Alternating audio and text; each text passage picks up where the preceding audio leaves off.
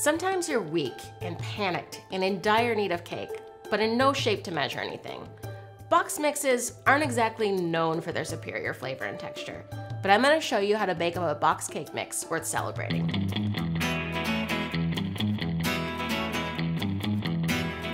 First, let's talk about all the things that are wrong with box mixes.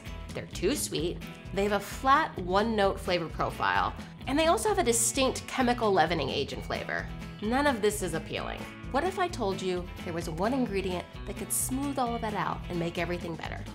I'm talking about my friend, heavy whipping cream. So we're gonna start out mixing our cake according to the box. So just take your dry ingredients, dump them in the bowl like you usually would, then add your oil and water, however much the box tells you to. And you're gonna crack in your eggs.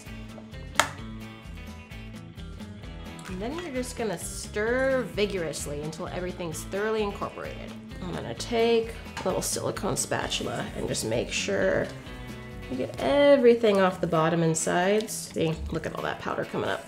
Next, we're gonna whip half a cup of heavy whipping cream using an immersion blender. Yeah, you want it just past the soft peak stage. All right, now we're ready to fold our cream into our batter. And the whipped cream is gonna do two very delightful things. The first thing it's gonna do is add like a nice light but still kind of rich and creamy flavor. The second thing it's gonna do is give our cake extra height by way of all the air that's trapped inside the structure of the whipped cream. It's time to fill our cupcake liners. You want about 3 tablespoons of batter in each one, so I'm just gonna use a 1/4 cup measuring cup and not fill it up all the way. Let's take our beautiful, slightly streaky batter.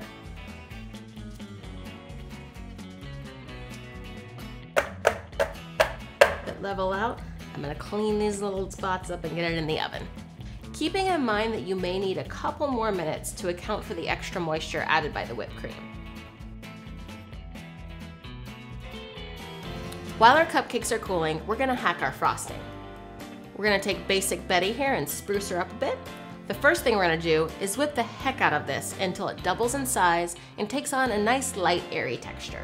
The other thing we're gonna do is add just a teaspoon of almond extract to give it a little depth of flavor and a little nuance. Let her rip.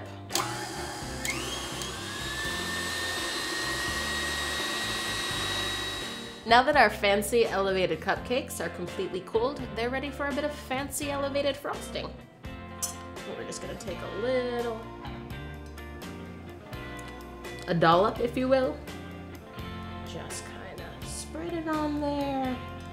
And then rotate, while just kind of working your knife around. Some people like to pipe, but why? Now we're just gonna finish with everyone's favorite friend, sprinkles. Now you can have an elevated, fancy cake on a pedestal and eat it too.